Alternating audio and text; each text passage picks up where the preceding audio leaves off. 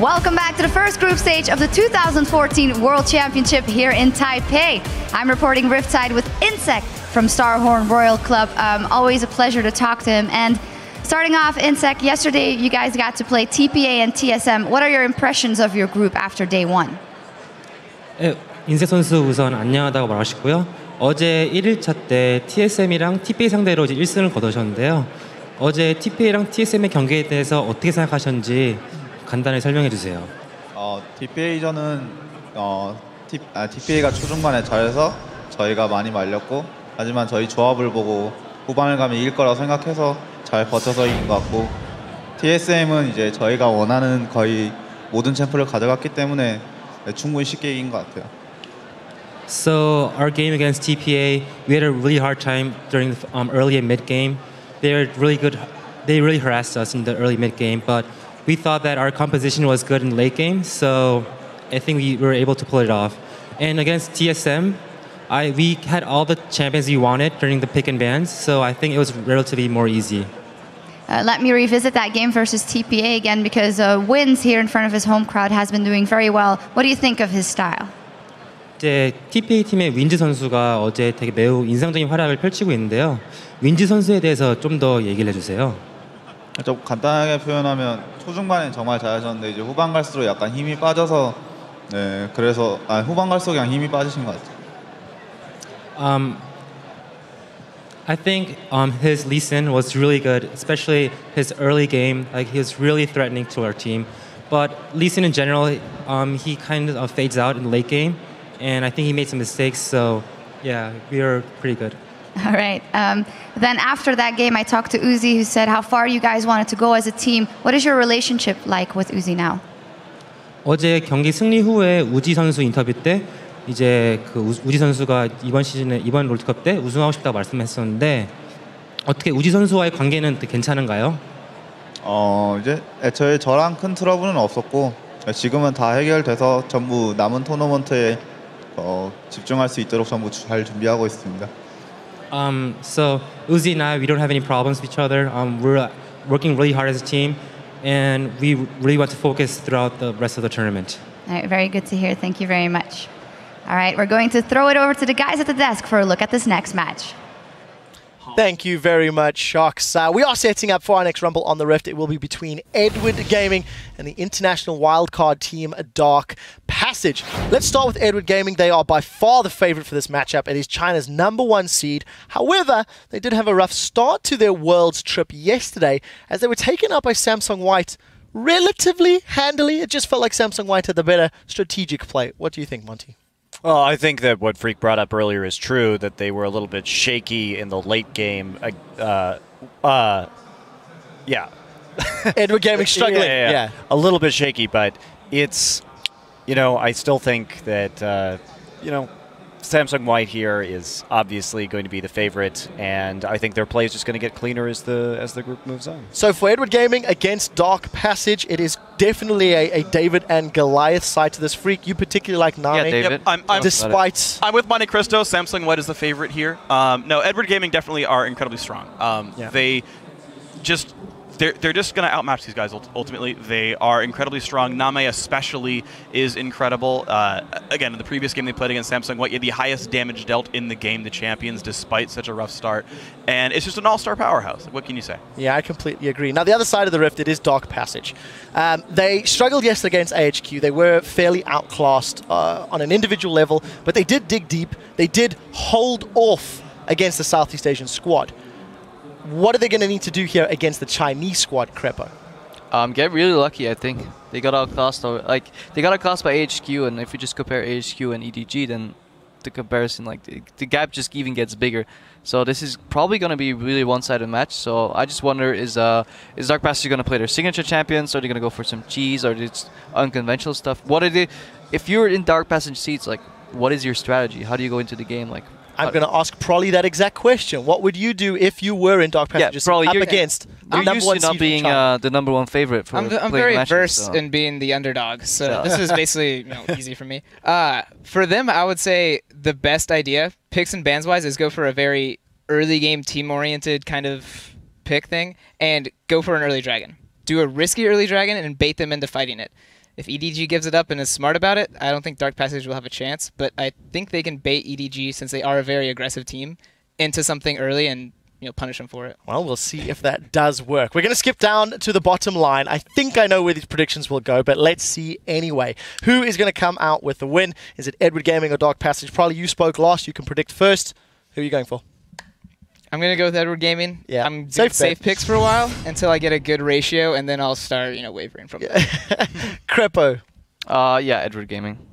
We stated all the reasons. It's probably going to be this way. David versus Goliath. Before we get to David, Monty, your prediction. Well, even with Prawley's expert advice on how to blue turtle shell, I'm still going to take EDG here. Yeah, I still don't actually know what blue turtle shell is. You'll have to explain to me in game. Freak up next. Blue turtle shells only hit the first place team, so Edward Gaming gonna probably take second in the group, and they're gonna win this one. All right, well, down the line, let's compare that to the fans' predictions over on lolesports.com. Right now, you're calling this matchup for Edward Gaming to the tune of 68%, still ahead of the curve. Let's throw this one over to D-Man, Joe, and Kobe to get us into the game. Thanks a lot, Quick Shot. And let's get right to it with a look at the team starting lineups. On the blue side from China's LPL is Edward Gaming, with Koro in the top lane, Clearlove in the jungle, Yu in the mid lane, Name the AD carry, and FZZF on support. And in a mammoth task on the red side, it is Dark Passage from Turkey. Fabulous in the top lane, Crystal in the jungle, Naru in the mid lane. AD carry is Holy Phoenix, and Touch alongside him as support. All right, so yeah, as they already prepped for us, this is really going to be one of those underdog stories, the David and Goliath. We'll have to see. Dark Passage, they're kind of in a similar situation the HQ were in yesterday when they were going up against Samsung White, this team that everyone's talking up and is obviously extremely strong. So we expect probably early game focus there from Dark Passage to try and get maybe a level 1 invade, try and snowball some sort of early gold into some sort of momentum. Well, you say that, but that is exactly how AHQ lost the game against Samsung White yesterday with a 5-man face check at level 1 and got ace. It's a big risk. It's called a high risk for a reason. It's like, if it works out, and suddenly you get yourself a little bit of an advantage, and maybe, just maybe, you buy yourself some time. But if it backfires, like yesterday, Samsung White were ready and waiting for it, then it can look a little bit harsh on yourself. It is a thing that they need to do, though. I mean, you look at the champions. If you looked at Dark Passage, you say, Holy Phoenix is the guy that has to carry him. He's up against Name, who's considered one of the best AD carriers in the world. It's a tricky task, that's for sure, for Dark Passage. We'll see how the bans work. And I think that's a really good point to bring up, too, because Name's not this really good AD carry that even has a big potential to go sort of crazy and throw games. He's not like he's going to give you even that small opening where he jumps into a team fight. He's very cautious with his play, and he's very smart and patient with his play. So if they do get ahead, then he doesn't leave a lot of openings for a team to jump on. So let's have a look down the bans here. We see Edward Gaming banning out Nidalee, most played champion from Fabulous in that top lane. Alistair, another just all around very strong pick at this point. On the other side, they actually ban out Twitch first of all, 3rd most played champion statistically for Name, with a decent record as well. We'll see how that one goes. Zillion also banned away, and it's hard to ban someone like you out because he just plays pretty much everything. Well, that Twitch ban is exactly what they did as their first ban yesterday. I wonder if it's just something that Dark Passage as a team do not like dealing with, maybe. Well, Name very scary on Twitch. Yeah, of course. I'm kind of sad that they're actually banning out the Twitch and Zillion, because EDG do run a very cool variations on Twitch Zillion compositions in which they speed up, and you do get to see Name's patience and his really skillful positioning. Won't see it this time around, though. He's definitely versatile. He can always go with that Lucian as well. Maokai goes through, though, with EDG spending 2 top lane bans and the Rise coming in for the final ban. It's a pretty easy pickup for them. Many Chinese teams love to have that team fighting Maokai, one of the premier team fighting top laners. It's going to be a very big pickup for Koro. Well, Dark Passage first picked Lee Sin yesterday. We'll see whether they stick with this Kha'Zix that Crystal is currently hovering over. We do see Lucian getting locked in for Holy Phoenix, so we'll see. Of course, has had a pretty successful win rate so far in the World Championships, Lucian. Yeah, and they do take it away from Name. Yeah. So sort of 2 takeaways from him, and we'll get to see what his third string sort of is here. The Kazakhs, as we said last time, I really just like this jungler all around right now. He does pretty much everything well, except tank. We'll see here though. Rengar locked in on the other side. Yes, we get to see the hunt. If this game goes long, then maybe we do get to see that epic hunt between Kazakhs and Rengar. It's got to be 2 level 16s. There's a bunch of, conditions in there. It could go that long. Don't get me wrong. Could well do. FZZF though, getting in that Janna once again, expecting to see the Meki Soul Stealer again from him. Not too many people running Janna. Really just Jay, FZZF, and of course we're going to see it probably later on from Najim Whiteshield when we reach Singapore. Yeah, I think the thing with Janna is that it was really a recent trend that emerged right before everyone went into boot camp before Worlds. So there's no telling how many of these teams took that boot camp time to actually pick up Janna. She's not that hard to pick up for a team. No. And we've seen so many It's an old champion that's been around for a very long time throughout the years. And as you mentioned, on the hunt, but more importantly, Clearlove, this is a Rengar, this is his second most played champion. You could argue, obviously, alongside Kazakhs as well. Jarvan being his main one. Interesting that he didn't go towards that when he's played it 15 times throughout the season. Yeah, they've also, though, had a lot of Rengar bans aimed at them, 8 in total across the season. So a lot of teams saying we don't want Clearlove to get in on towards this one. We've seen Nunu actually being picked up here for Dark Passage alongside the Kazakhs. So, and Thresh is in there. So I was going to say Nunu support, then I looked down the list and then you've got Thresh there. Fabulous going to bring out a top lane Nunu. How are they going to go with it? All right, Joe, I'll give you a 3% chance that it's a top lane Nunu, because that is a viable option, but it would definitely mean they will be lacking in damage. Probably going to be a solo lane Kazakhs and a jungle Nunu. That's where I'm going to put my money. Fabulous. It's a pentakill. That's what he got it on back in, well, season 3, so it's a long time ago. But of course, it is a champion he has played very well.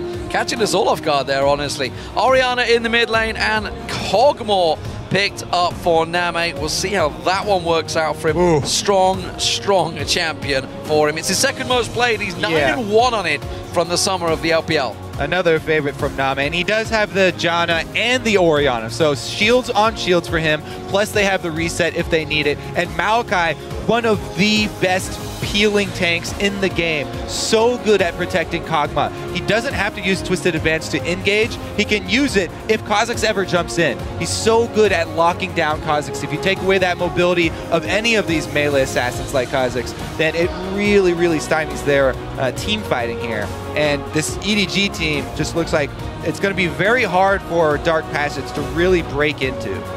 So final pick for Dark Passage was in fact Xerath. We did see Naru playing Xerath once during International Wildcard. Funnily enough, out of the 7 games he played 7 different champions. So already shown that he's got depth in his champion pool.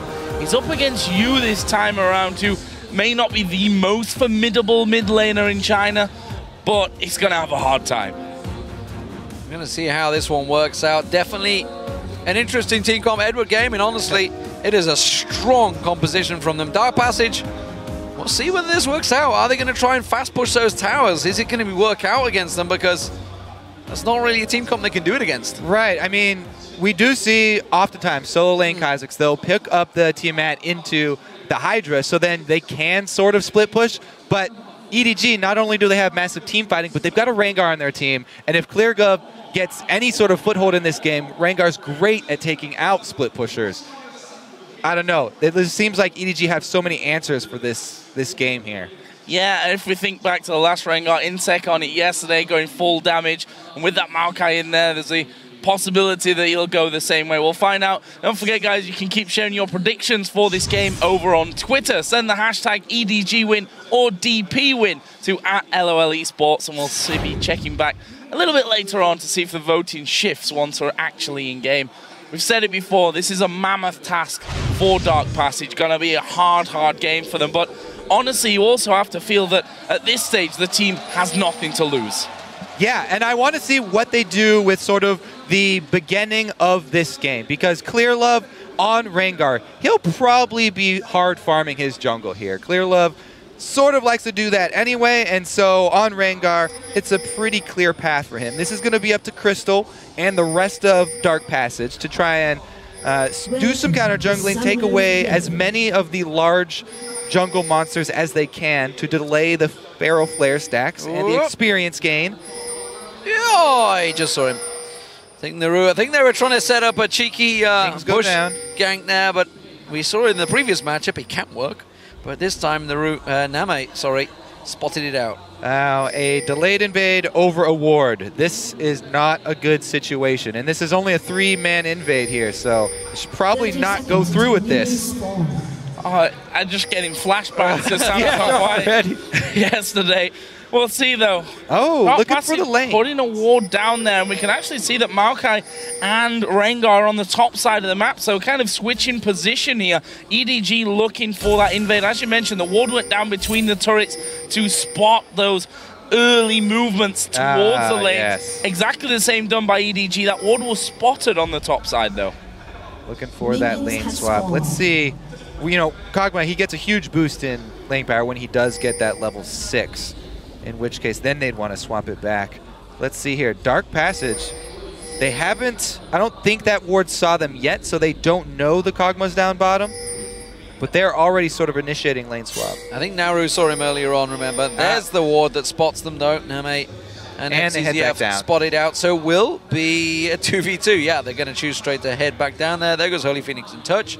And they are going to get to lane a little bit later than EDG. Yeah, so they were sort of preparing for the situation where EDG would lane swap top, but since they did not do it, it actually gives the early shove and lane control over to Name and FCZF. See here, the Kog'Maw plus Janna early. They don't shove it. Don't want to get overextended at all. Pretty much though, we'll see how he does work his way towards that level 6. Interested to see how Holy Phoenix does. Obviously, his first real major tournament. Couldn't compete in International Wildcard last year because, well, quite frankly, he was too young. You might not believe it by having a look at him. The guy looks, well, certainly older than his actual age at this point, but this is his chance to really shine and show what he's made of. The hook, right? Aim from touch, just didn't quite have the range there to land onto Name. And Name doesn't even flinch. He's got the extra move speed from Janna, just keeps walking the straight line, barely out of range of that hook. This is a matchup and not seen in a while, that's for sure. Maokai versus a Kha'Zix. We'll see how Koro deals with this one. Fabulous. The champion he's well versed on. And the fact that he didn't go towards it yesterday, I was interested to see how he would choose this one. Got to keep our eye on exactly how he builds this Kha'Zix. Of course, a lane Kha'Zix is something we've not seen, certainly in Europe and North America, for quite a while. Yeah, not since the days of mid-lane Kha'Zix and the bursty build that he was. After he got changed, a lot of people pretty much gave up mid-lane Kha'Zix altogether, but Fabulous, this is an old favorite for him. It's something he's very comfortable on. He's taken that extra crystalline flash just because he is melee and up at melee range with Maokai. Maokai doing all that AoE damage. Straight magic. He doesn't want to get shoved out of lane. Holy Phoenix and Touch here. Just exerting a bit of dominance down on this bottom side. We'll see if they can set anything up there. We're expecting Clearlove to be a little less active, I think, on these lanes, just due to the fact that he is one of those junglers, and with Rengar will want to hit level 6 as fast as possible. And of course, as I say he starts headed towards the top side. So the other thing about Maokai is that he's also great at setting up ganks, and Clearlove in the perfect position to get that jump from Bush. Oh, no, he got away. I think he has. He's reached the tower just in time. Clearlove could not get close enough. Good play from Fabulous. The leap of flash required. Very good flash there from Fabulous. And he did have a ward in the side bush too, because the way you lane Kha'Zix is that you harass with your Qs, which do not draw minion aggro, and then you go into the side bush to get your passive up. Then is the only time that you would want to trade with an auto attack. Do that every once in a while, and then you have to reset your passive by going back into that bush. Clearlove waiting again towards middle. We saw Naru basically using his entire mana pool earlier on just to burst down a little bit of damage. Though. Crystal coming up around the backside of Koro here. That's going to be a lot of damage. First of all, will Twisted advance away, but they've got double slows here. Not exactly easy to run off, but Koro manages it with the help of the flash, though. Gank for gank, flash for flash. So far, so good for Dark Passions. Up 200 gold. And Nunu, of course, has rushed with the Quill Coat here, so he dropped an extra ward in that river. Very safe setup here for Fabulous in the top side. Not a lot of good pre-6 gank paths here for Clearlove, so I expect him to stay back in the jungle, hard farming from now on, especially with their bottom lane, the Kog'Maw and Janna, as we said, trying to get to that level 6 point before they really go too aggressive. Just gonna hold off and keep the farm going, doing a fairly decent job of it. Holy Phoenix is doing what's required on Lucian, just to bully him as much as possible. His death sentence is not quite landing yet from Touch. Yeah, and you just heard there. Ooh, 4 men roaming down bottom. Level 6. Level 6. They're going to actually spawn from this ward here, which means an instant move back. They saw him. This could be really bad. There's a Lantern actually going down. You will put the ball on towards Touch, and that ward basically saving them there. Holy just though, my god, it was close. Crystal now caught out. Clearlove putting some good damage down on towards him. Only the support of Naru is what forces Clearlove away. If you would have been a bit closer, they could have got the first blood. Efficient pathing so far here from Clearlove. You can see he's got the slight level advantage. I mean, Crystal's almost to that 5, so it's not too big. But really, that sort of half gank down bottom was only a few steps for him. He was clearing out double golems, and it only cost him a tiny bit of time to head over there. This mid lane going well for Naru so far. 55 to 50 CS, both of them with the Chalice and Doran's Ring. Naru has now hit level 6 as well. And no, he's also a champion where if he decides to go down and Touch can land a hook in, he can obviously at high range do a good bit of damage with that ultimate. Meanwhile, Koro and Fabulous again on this top side, just going to be exchanging a little bit of damage. Koro going for that Rod of Ages start. We're getting the Catalyst in there soon. Meanwhile, Fabulous, since he's against the AP laner, going for early Hex Drinker, double AP team, it will serve him well. Even Kog'Maw with a decent amount of mixed damage there. Interesting to see how Clearlove builds this Rengar as well. We've seen a number of different ways of building a Rengar, building into what you're against, whether it'll go aggressive, whether it'll go full on defensive.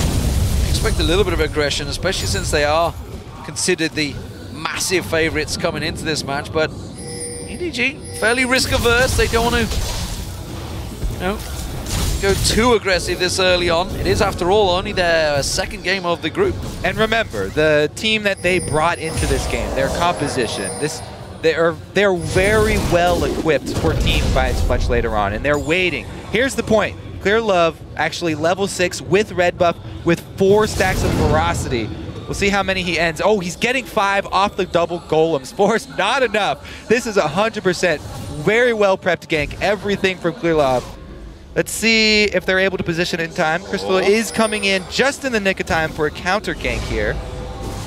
Let's see how this one works out. Rengar will only be getting involved here in a second. FCZF that will get hooked up. Crystal is going to come in with the lance, and Absolute Zero comes in. Holy Phoenix, and Name might go down as well. Solo burn from the red. Fabulous comes down with the TP. Can they get any more? Koro's been hooked in. Touch is on top of him as well. Koro does get the kill on Crystal. They're so low there underneath the tower, but DP come out. Here comes Orianna too. 2 for 1. Orianna's going to be too late, I think, to come to that one. But you looking to get in on the action. Naru even moving down, he might, go for it here with his ultimate. He's going to go to the back of the Dragon Pit. Slightly too late. Too early. Oh, if only Fabulous had evolved his wings, he'd have got the reset and he could have cleaned up there, but instead he went for the Void Spikes. Wasn't to be, but what a great clutch from Dark Passage. Beautiful timing here. Crystal, he got into position. They set up this gank. What a hook from Touch there. Fakes them out. You think he's going for the AD carry. Actually hits FCZF. So FCZF out of the fight instantly. And they also got the exhaust down onto Clearlove as soon as he jumped in. So he wasn't able to return a lot of damage. Nunu, that was basically the best position for him to be in. You get the Lantern into the fight and pop off your ultimate. There's no way that EDG can get away from that. This Dragon fight, though, starting out during the replay. Dragon low. There is Crystal off to the side. He's got Smite available. He's going to come in for it. It goes over to EDG, though. Clearlove trying to get involved. Crystal is going to fall. But can they get any more? They're focusing towards Touch. That's 2 kills for EDG, plus the Dragon.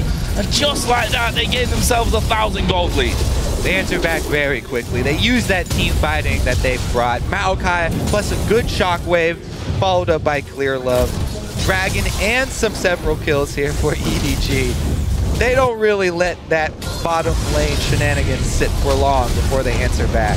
But Fabulous fancies this one. Koro taking a lot of damage. He's got that ultimate. Sorry, the passive worked out here. He has got a red buff, but Koro, he's safe. He's on towards the tower, and Fabulous, though, not afraid to brawl. Caught actually on towards the tower. Fabulous, not quite the damage. One more Q. No, he takes a tower hit. Has to back away. So close. In comes Clearlove. Stealthy and towards him. Slowed down by the Void Spikes. How's he going to get close enough? No. Fabulous is safe. Evolved Void Spikes, D-Man. There you go. Yeah, that is why. They may have not got the reset, but man, did it save him there. Beautiful shot. Fortunate shot. Yeah, I mean, he was stealthed up running in there, worked out for him perfectly. Now look at this Crystal. Success on his first move to the bottom lane. He's in that brush without being spotted once again. Absolute Zero is up and available, but can they bait them through? There is the hook, gonna go wide, and that might give EDG a bit of comfort in this bottom lane now to move forward. They did ping in that bush as well. That was a blue ping from EDG in this bush. Yes, there is a pink ward, but maybe he was a little bit sloppy getting in and a minion saw him. Or they just have the game sense. There he is. One way of spotting it. So Name putting him towards that Triforce, while Holy Phoenix, he's a long way towards that Infinity Edge. He's coming out quite well here with that kill and assist that he got down in the first brawl of the game. Touch taking a bit of damage, but they're giving as good as they're getting down this bottom lane. They're doing well against FCZF and Name. Well, he's got the Lucian Thresh and some babysitting as well from Nunu. Really, though, the top lane, I mean, this is where Fabulous should start to take over. Oh, what? Oh, and he's going for it again. Koro taking a good chunk of damage here from Fabulous. Actually, has popped his ultimate. He's going to go for this one. Ulti for Koro as well. Is Fabulous going to go for this one the whole way? The Void Spikes come in. Koro, once again, going to go incredibly low. His TP just came off cooldown, though, so he can get straight back up to that lane. Is working so well for him in that top lane.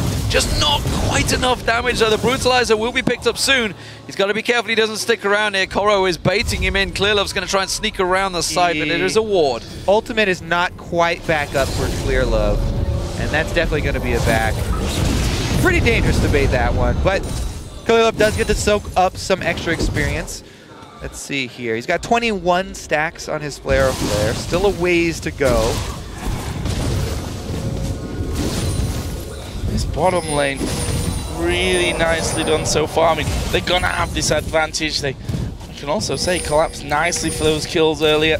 Crystal actually went back in tower range, which was the death of him. So not perfect execution on that one, but Dark Passage giving as good as they've got here, as you mentioned earlier, Demon. 20 CS lead, though, in this middle lane has appeared for you. And there's the flash through, trying to get it towards... Oh, the stun under the tower, though. That's big damage. Ulti comes down. 1, 2. Number 3 doesn't land. It would have been the kill.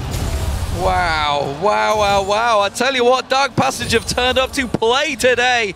Right now, Fabulous, he's returning back towards that top lane. Rod of Age is still not completed by Koro. They're making the move actually down towards the bottom half. And Naru's actually could well be the focus here. I don't think he can brawl with Fabulous at the moment. Yeah, exactly. As we said, the top lane now, Fabulous has a very good hold on that lane. Maokai's not a very strong laner, and with the Brutalizer on top of his Hex Drinker, he not only has a substantial amount of attack damage, but he's got the defense and the armor penetration. So all he has to do is spam his Qs and then get those passive powered auto attacks, as we said, weaving in and out of the bush to gain control.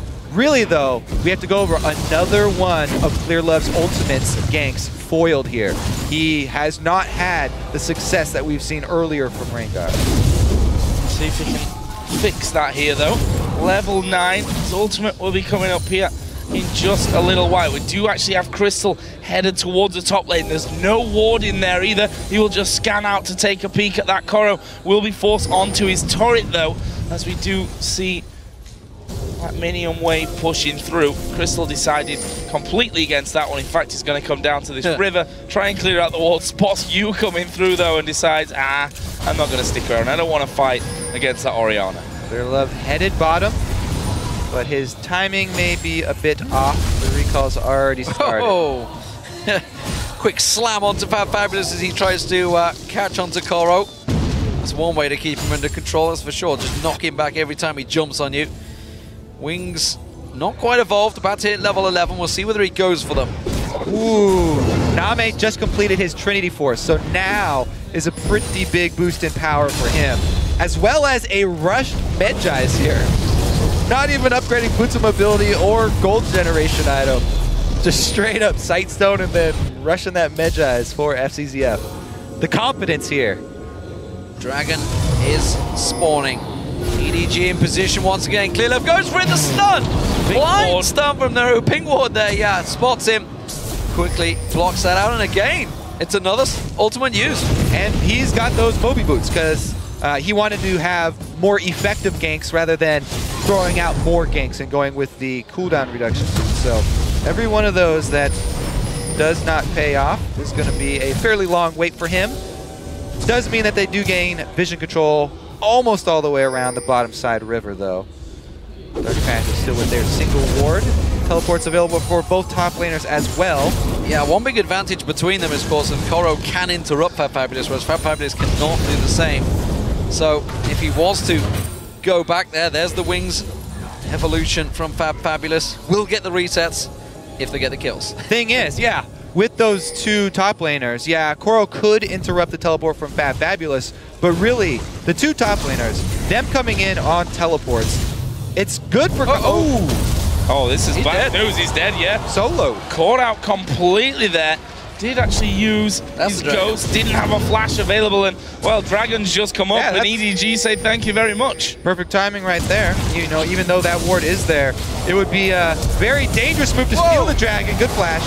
Good flash, counter flash. Holy Phoenix trading with him. Hasn't got enough, I'm not sure. The culling going through, but no. Nami takes him down, and now Touch is in trouble. EDG just close the net, pick up the Dragon, and just like that, they get themselves a huge lead over Dark Passage. Yeah, that one's really going to hurt. Not only did they already have to give up the Dragon, but trying to sneak that kill while everybody from EDG was doing Dragon does cost them 2 more. What I was going to say about those top laners teleporting in, though, is you generally want your tanks to be there at the beginning of team fights. So, and you generally want Kha'Zix to be there, you know, halfway through so he can clean up. So the teleport timings would work out for Fabulous. But now it looks like the teams of those two top laners will be disproportionate in the amount of power. Let's see here. They do go for it. They know everybody's on Dragon, so they're trying to get quick summoners and then get out. Teleport, though, means they can't leave. Koro gets down there. Fabulous, as he said, there's nothing he can do about it. And they lock up 2 kills. So, where does that leave us then? 4,000 gold the difference for Edward Gaming. 6-2 up in kills. One apiece on the towers. If we look down Clearlove again, we want to keep an eye on his build. Feral Flare is now finished. Got himself a Vamp Scepter as well, so going full-on damage for this one. Wants to get that aggressive play style out onto the map and really utilize the power that this Rengar has. Meanwhile, Holy Phoenix trying to clear out the bottom side, and, well, I feel like I'm being baited into this one somewhat. 78% of you think that Dark Passage are going to win. Good morning, Turkey, I believe. Yes, what we can use there. Here we go. Clearlove stealth coming in once again. This time they will find that target. Holy Phoenix locked up. He goes down, and now Touch. Flash comes out. Clearlove lands the bolo. Will get locked up again with the Howling Gale. He's not going to be able to escape this one, or is he? No, Clearlove says no. I love how Crystal came in there as well. He was like, huh? No, I'm leaving from this one. Fabulous is actually going for Koro here, using his ultimate. You see that Rod of Ages, the power that it gives towards Koro. No mana left for Fabulous, and Koro will be able to just get back into farming. Yeah, you don't want to get too close to those bushes. Crystal really wanted to try and lend some support to their support there, but if you get too close, then you're going to get caught as well. That's sort of trickling in one by one. Never want that to happen. They have to back off. Really, though, this entire bottom lane side has been taken over. Name, after he got his Trinity Force, really putting on some fancy moves here, and they've got plenty of ward coverage down around the blue side. FCZF getting in there to establish their ward line, which will definitely prep them for the next blue that comes up.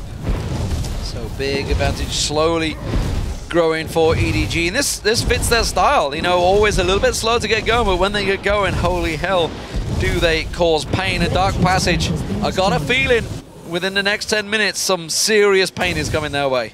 And yeah, I am gonna keep my eye on that blue because, oh, never mind, Nara's already wearing it. Those were just taken.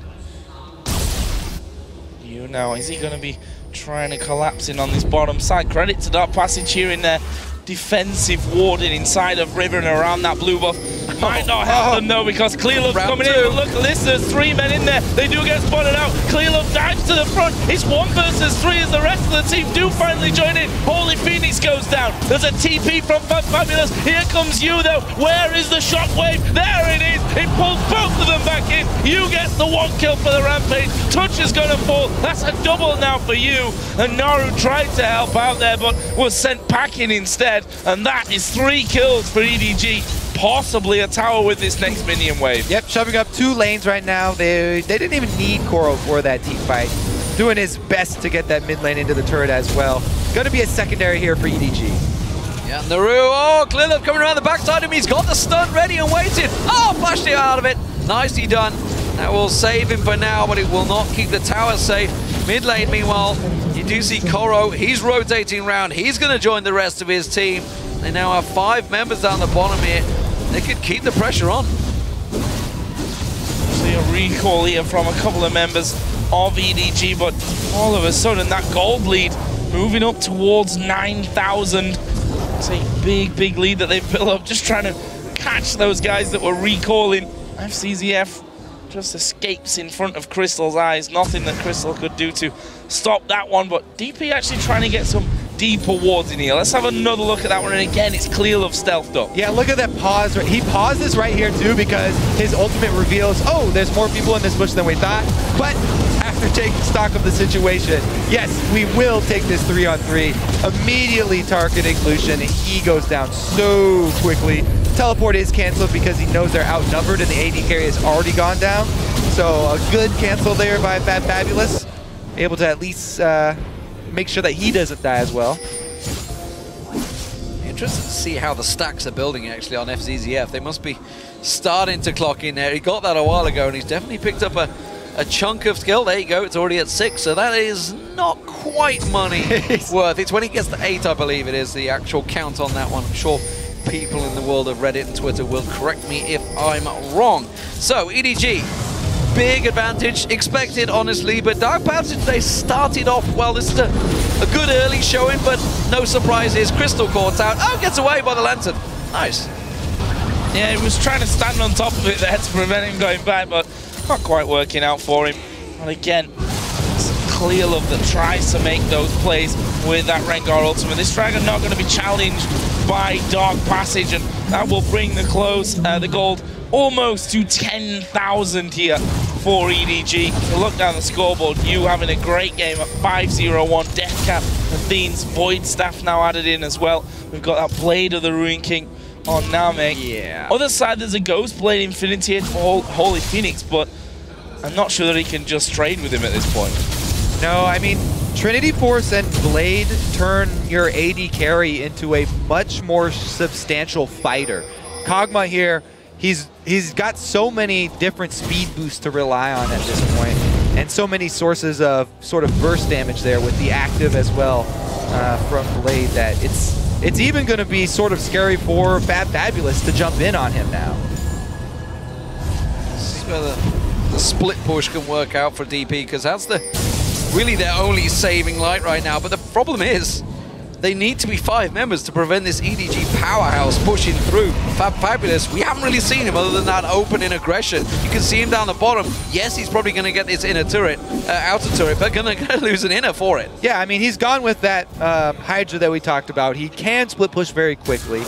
He does have the evolved spike rack, but as you said, a bottom outer turret, not quite worth the Baron control that EDG are setting up right now. Notice how deep the wards EDG are placing right now. The full red side jungle lit up for them. They've got lane pressure as well. Even Name and FCZF keeping the rest of Dark Passage busy right now. This is an easy Baron. Well controlled, 2-man Baron.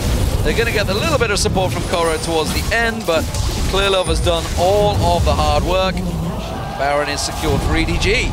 So, big advantages. Every objective, Dragon and Baron, taken by them, 4 towers to 2. And Dark Passage are slowly but surely being suffocated back into their base. Gonna be a very hard comeback for Dark Passage.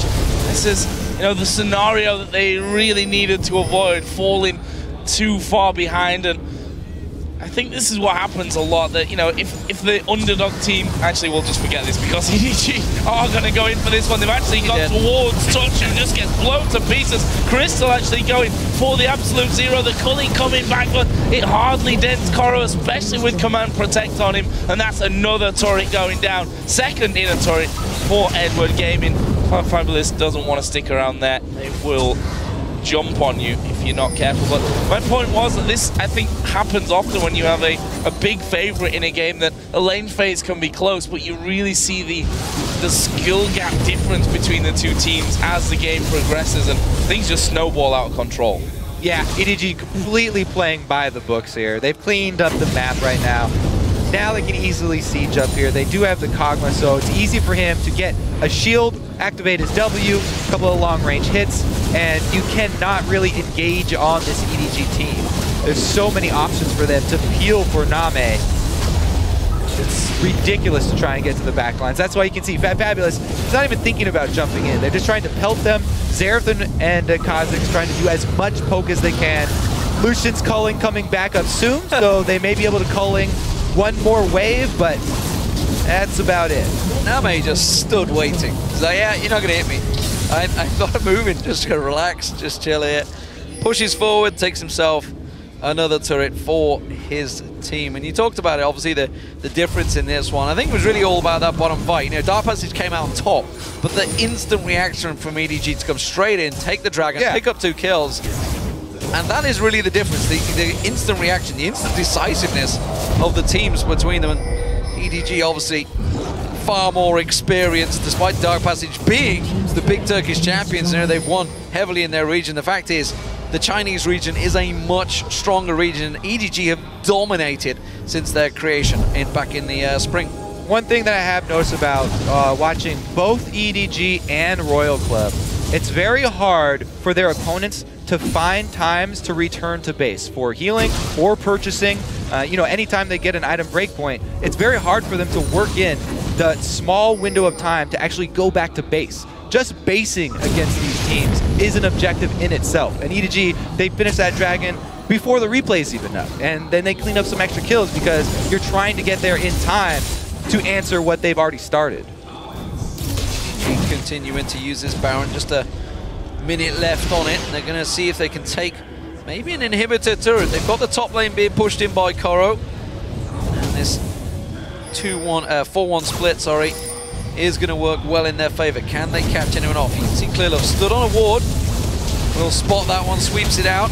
Ultimate being used by Neru just to keep them at bay and throw everything they can at Name. But he's quite confident that he's going to survive through that one. The shielding from FCZF keeping him safe, and now they're just seeing if they can draw anyone into the jungle. I don't think Dark Passage are foolish enough to fall for it, though. Well, they'll probably die if they do. See there, Touch warding over the top of the wall, and Koro just walking between middle and top lane here, pushing that wave out once again, and they're just going to go straight in. The box used so early there from Touch. They do manage to hook in Clearlove. Can they burst him down? Less than half HP remaining, but he's able to walk away. That Tori going low. Now they will get the kill on towards Nunu, and that is the in-him Tori going down. They do hook in Clearlove once again. There's the shockwave onto Fabulous. You right at the front here, and that will force them off. In-him going to EDG. Pretty easy cleanup for them. I mean, they don't have to even dive. You know, just Clearlove popping his ultimate there. Name easily can hit the turret from range and they could play it safe, but they're just so far ahead that they can just bully their way right into the base. One inhibitor down means that the second push will be that much easier. They've got plenty of money to spend here. Go up and fill up their pockets with the extra trash gold. So suffocation, the name of their game, and you can see it up to the 10-minute mark. Good start by Dark Passage, but EDG patiently played it out and then just slowly turned the screws as the game developed and used every little bit of their advantage they've had. Successful ganks along the way. Still really yet to see. This Kha'Zix, of course, you know, picked in that split pushing, but it's just nothing to do for him right now. He's trying to keep them at bay, but they have such a good team comp, such a strong, solid team comp. Yep. You know, the big tanky frontliner, the brawler coming in from Clearlove, double shielding for Name to keep basically the superstar of the team completely safe. And that's why it'll be a pretty easy siege for them for the secondary inhibitor. They don't actually have to wait for Baron. They've got complete control of the area, and they could set up wards and go for another pick. But they could just as easily go up and siege another inhibitor turret right now. Looks like they are making that call. Top will be the target. Name gonna come up mid. Maybe he'll clean up one more minion wave and swing over to the rest of the team. Dark Passage, this is their chance. While Name's mid, maybe they can make some sneak attack work for them. Oh, last roll of the dice and Fabulous shows himself. Well, they've got a pink ward here, so they're just gonna try and wait it out. They don't have too many options. No. Everybody run! Yeah, they kind of caught on to the fact Clearlove here, all on his own. He's just going in for this one. But Fabulous will try and join in. The box comes down, and Dark Passage just scared of Clearlove as he dives right on top of them. And that really opens things up now. EDG moving towards this top lane. I really like the fact that Banshees and Randuin's is picked up there by Clearlove. With the fact that Naru can just blow up these waves, they realize that actually Clearlove and the rest of the team kind of have to dive to get in there to start these off. And there we see once again the shockwave comes in. Naru going to be blown to pieces. Crystal will also get picked off. That's 2 men down for Dark Passage. Holy Phoenix going to get focused. Fabulous trying to lead them away. And Name has by far the damage to deal with him. That is a triple kill picked up by you. 4 members of Dark Passage down, and EDG will close out the game here. FCZF just bursting that monsoon down to top everyone off so they can walk in and tank down the turret. Dominant performance from EDG as they progress from the lane phase. 17 kills to 2. I don't think this is any surprise to anyone in this matchup, but Dark Passage, it's a good start from him in lane. They can take something from this one. They played against the #1 team in China.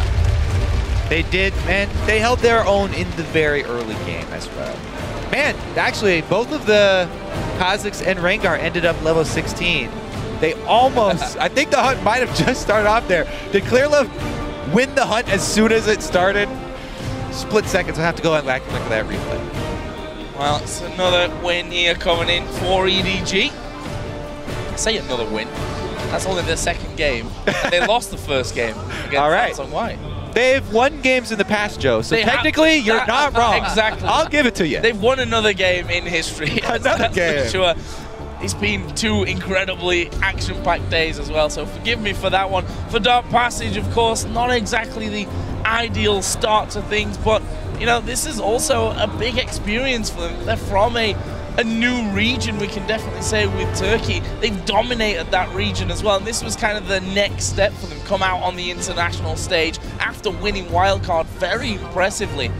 And to be honest, yes, they've just lost to EDG, but we're talking about EDG here. This is no easy team by any means. And all the teams that did come to Korea to Bootcamp 4 Worlds for this group stage got so much extra time to practice against all of these very high caliber teams. Dark Passage didn't actually come over for those boot camps like everybody else did. So, you know, practicing against the other teams that were left in Europe, not quite the same amount of training. So these actual games here of the group stages, this is basically the highest quality training that they can get against these very, very tough opponents where they can learn a lot from these different map movements from EDG.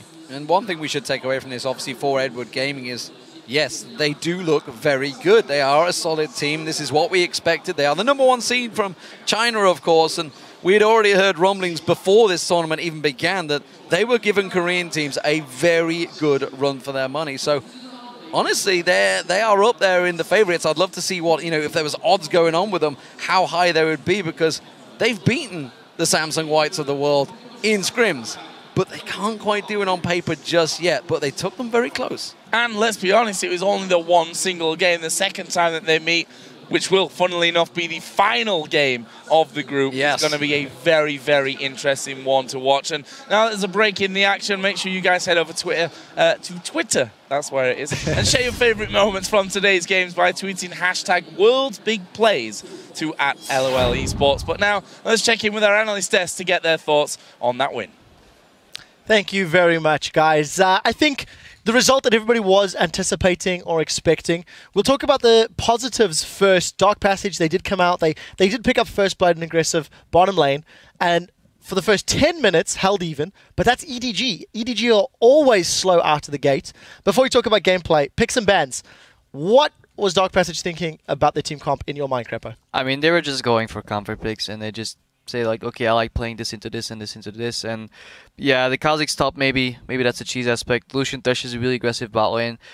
You can still surprise even the best players if you flash play into hook, into exhaust, and hopefully kill them over and over again. And that was their only hope to win. And I know probably has a thing or two to say about Xerath and Nunu combo. So yeah, so I did like their picks and bans in a way because I think that was their best chance of winning. They picked favorable matchups, and especially the mid lane, it sounds really goofy, but Orianna has no escape. So if Nunu walks up and snowballs you, Xerath gets all his free poken, and that can kind of snowball a lane and snowball a lot of pressure for your team. Unfortunately, it didn't happen. At the other side, though, I really like EDG's comp. I think it's really a little bit too much late game focus, and against better teams, you can get punished early. But look at it. It's Maokai, Rengar, Orianna, Kog'Maw, Janna. It has double engage from Maokai and Rengar. It has triple peel from Maokai, Orianna, and Janna. And in the back line, who you're peeling for? The best hyper scaling carry, Kog'Maw. So I really like the composition as is, but I think it can get abused in lane a little bit too much. But I think it was a solid comp. I think it's very much EDG style. You know, Dark Passage, they started strong, as you said. They did pick up that first blood. Mechanically, they made some mistakes as the game went on. They could have got more. But it wouldn't have mattered. I feel the same. What was EDG doing right that actually helped them pick up the win? I know in the mid lane, you managed to 1v1 Naru. What else about the team, you know, sort of stood out in your mind, Prolly? I thought the most important thing was once they took the mid turret, the Janna and the Rengar pushed up all the vision, and at that point, Xerath can't farm, and then their bot lane can't farm. So it almost snowballed all the gold lead to a point where now the enemies can't farm, and you get to farm whatever you want. So it kind of kept Dark Passage from ever getting a foothold in that game. So, Edward Gaming will be playing off against AHQ in the last game of the day. Is there anything from this matchup that AHQ can learn to maybe take away, look for ways to take down the #1 Chinese seed? If they open themselves up for too much of a late game composition and are this week early, then maybe they can lose the early game. But I mean, they're solid. They've played these type of compositions before. They know exactly what they have to give up in order to just not lose the game straight up. But that would probably be AHQ's like only hope. I do think AHQ is going to be able to see a lot from them banning Syndra on blue side. I thought that was really interesting. They didn't want to pick it for themselves. They wanted to ban it out, and I think AHQ is going to be able to pick something aggressive mid lane and kind of, you know, be able to catch them off guard. Oh, we'll see if they decide to take that route. We are going to switch gears for a minute to see how all the fans are enjoying the action out of Taipei. To remind you, earlier in the show, we asked the Twitter sphere, how do you guys worlds? And our first response comes from @itson2d over in Sweden, who shows us how he worlds with his buddies at Umeå University in Sweden. Somewhere in Sweden. I'm trying. Yeah, I can't do that. Anyways, our next one comes from @Peachy, who shows us how she and her future League of Legends protege watch the games. And finally, at Gardner BO2 shows us how they world in the United States Navy, where it's not just a job, it's an adventure. Great. Thanks for those photos, guys. And thanks again for sending them in. Remember, you can share how you world by tweeting your photos to us at LOL Esports. We've got more action coming your way. Next up, it is China's Starhorn Royal Club taking on the SK Gaming from the European LCS in Game 3 here of Day 2. We're going to check in on the teams very quickly. Starhorn Royal Club watching all the matches from the sidelines. Now waiting for their team, their turn to take the stage. TSM, they're in the building. We'll see what they can do. Is that their right back. substitute? And Name might go down as well. Solo burn from the river. From Fabulous comes down. Good flash, counter flash. Holy Phoenix trading with him. Hasn't got enough. I'm not sure. The culling going through, but no. Name takes him down, and now Touch is in trouble. Where is the shockwave? There it is. It pulls both of them back in. You get the one kill for the Rampage. Touch is going to fall.